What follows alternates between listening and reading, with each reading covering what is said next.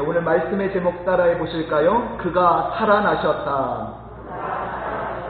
그가 살아나셨다. 스리랑카에 있는 캔디라는 도시가 있는데요. 이 캔디라는 도시는 과거 싱할라 왕조가 수도로 삼은 산에 위치한 넓은 호수가 있는 그런 도시입니다. 자, 그리고 그 호숫가에는 한 절이 자리 잡고 있는데 이 절의 이름이 불치사라고 하는 절입니다. 불치사. 석가의 치아가 보관된 사원이기에 붙여진 이름이죠. 석가가 죽어서 그의 시신을 화장을 할 때에 왼쪽 송곳니가 타지 않고 재에서 발견이 되었다고 해요.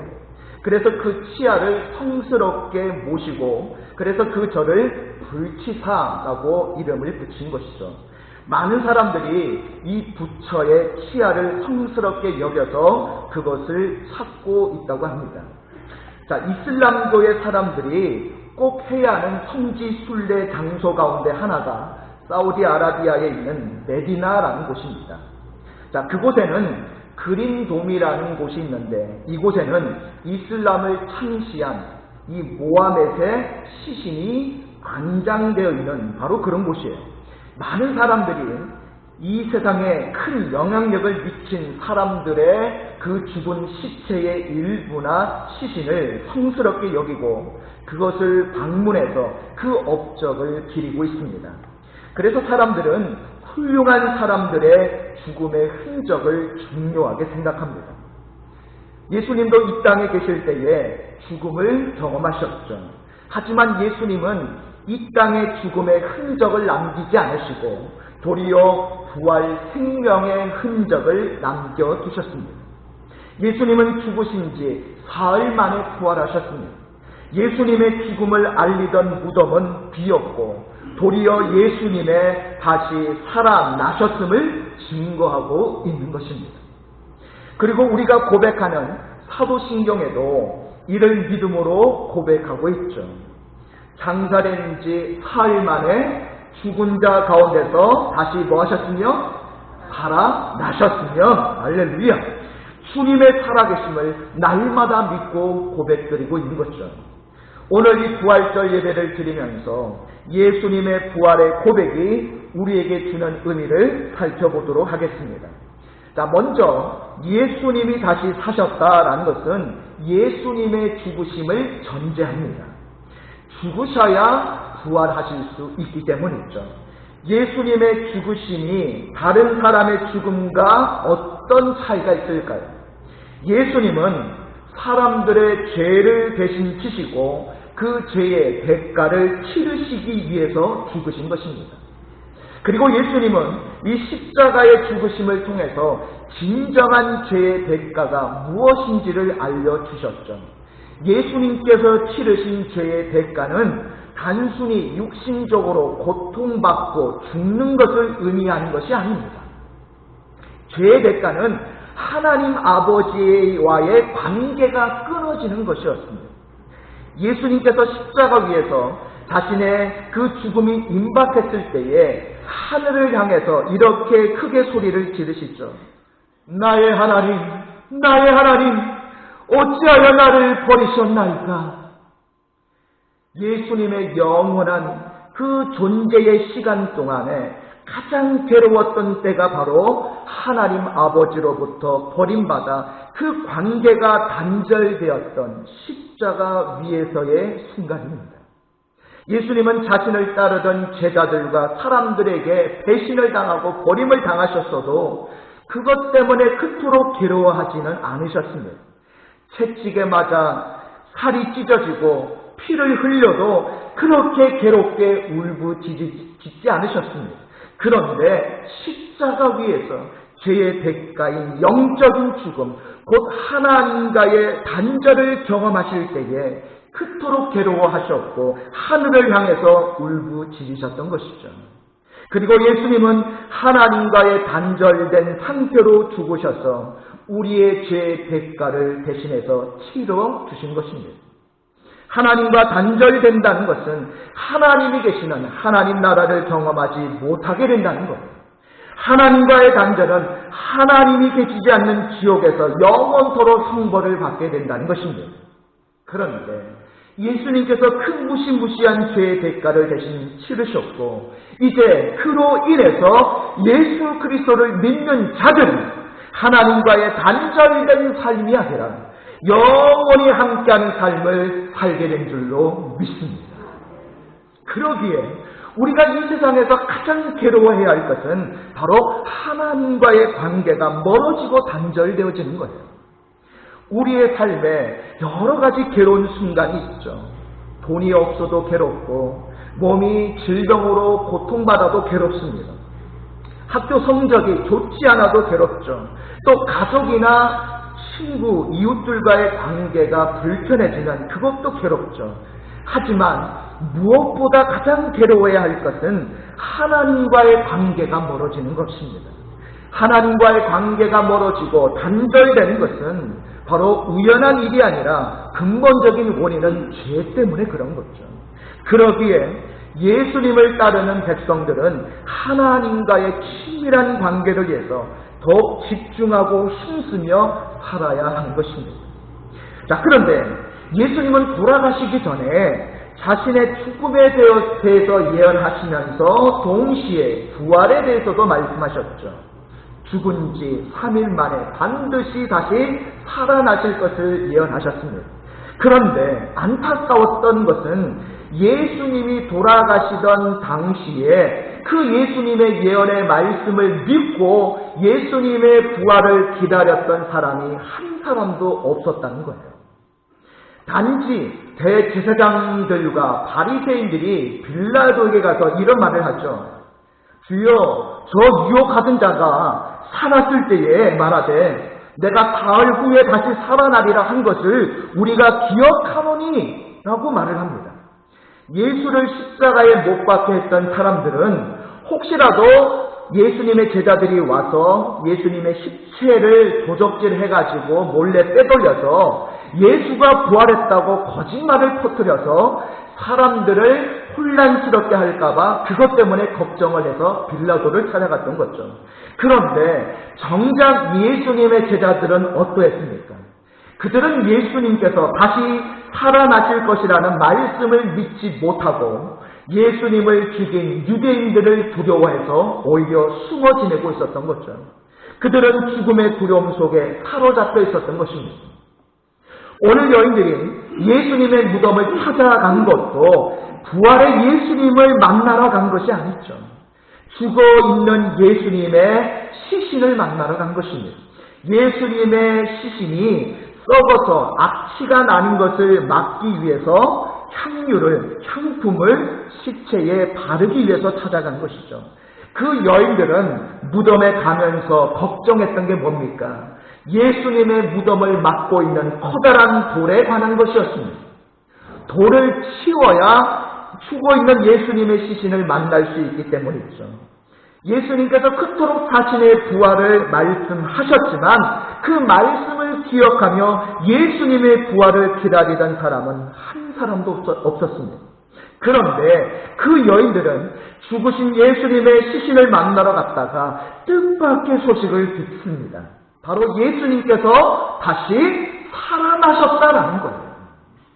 예수님의 무덤을 찾은 그 여인들은 그들의 걱정과는 달리 무덤의 돌이 굴려져 있는 것을 보게 됩니다. 그리고 그 안에 들어가 봤더니 흰옷을 입은 한 청년을 보게 됐죠. 그리고 그 흰옷 입은 청년이 이런 말을 하게 됩니다.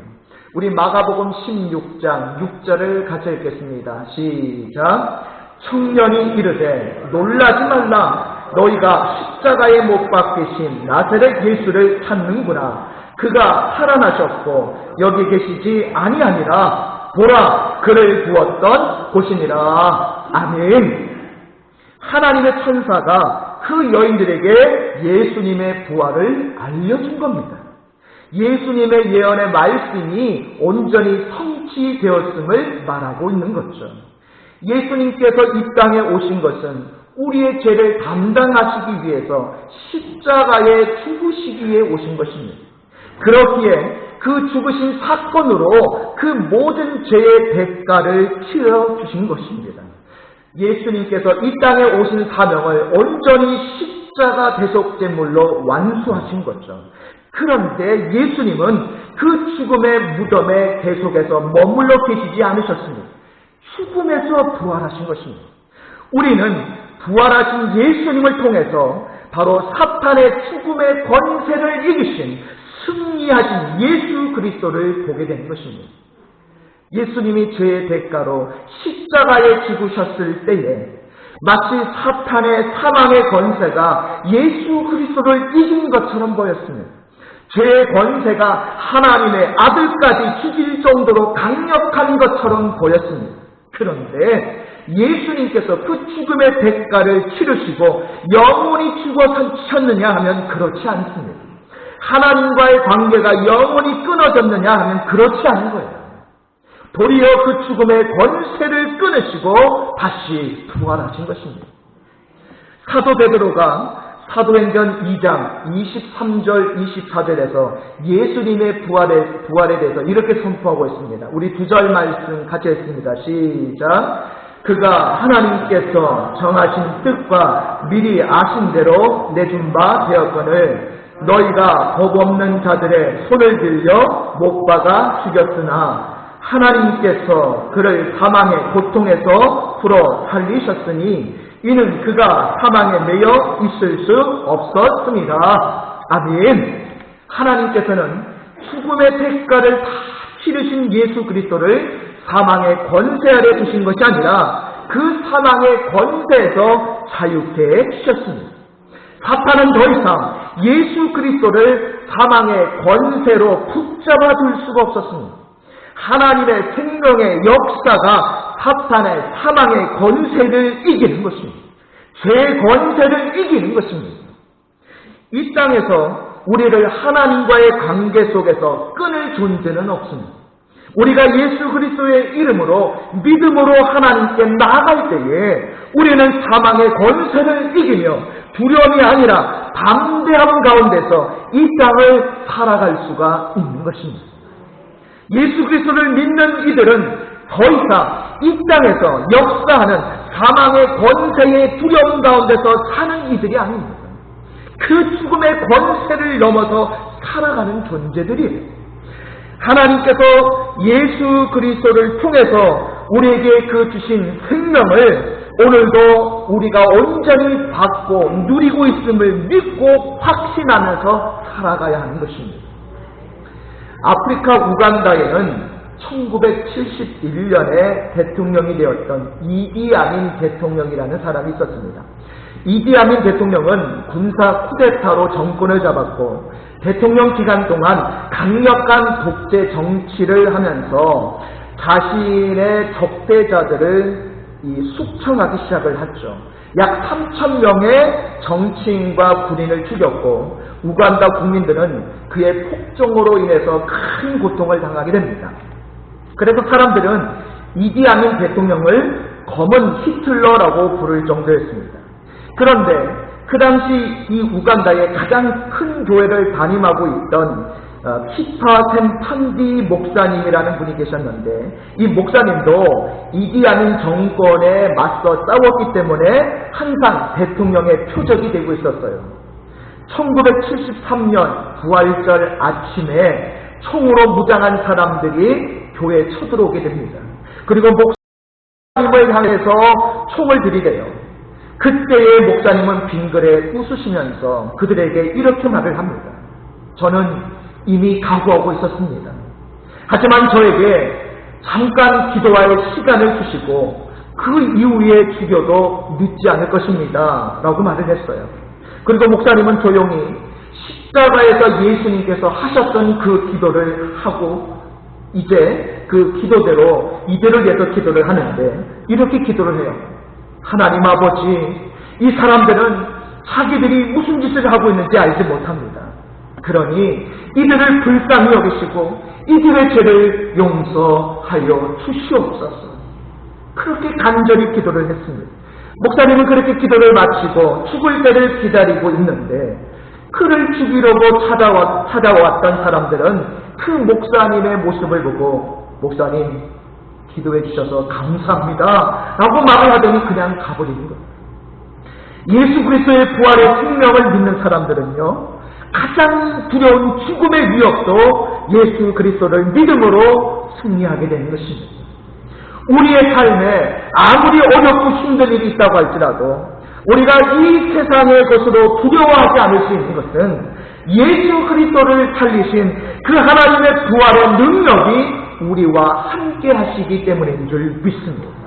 예수님을 죽음에서 살리신 하나님께서 우리를 어떤 상황, 어떤 환경에서도 우리를 버리지 않으시고 우리의 영혼을 살려주시고 영원한 생명으로 인도해 주시는 줄 믿습니다.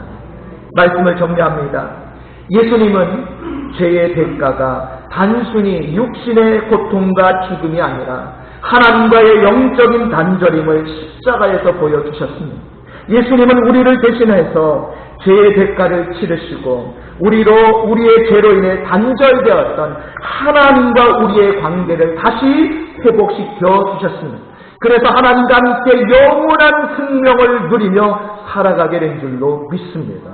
또한 하나님은 그러한 예수님을 사망으로부터 다시 살려주심으로 어떠한 사탄의 죽음의 권세도 하나님의 사랑으로부터 하나님의 생명으로부터 끊을 수 없음을 보여주셨습니다. 이 세상에 하나님과 우리의 관계를 끊어놓으려는 사탄의 권세가 아무리 강할지라도 지금도 예수 그리스도를 믿는 우리 안에는 예수 그리스도를 죽음에서 살리신 하나님의 영원한 부활 생명이 역사하고 있는 줄로 믿습니다. 예수 그리스도를 믿는 우리에게는 어떠한 권세도 우리를 하나님의 사랑과 구원으로부터 끊을 수 없음을 믿고 확신하며 어떠한 십자가의 고난의 상황 가운데서도 늘 하나님과 친밀한 관계를 유지하며 그분의 승리하심을 날마다 경험하는 저와 여러분이 되시기를 주님의 이름으로 축복합니다.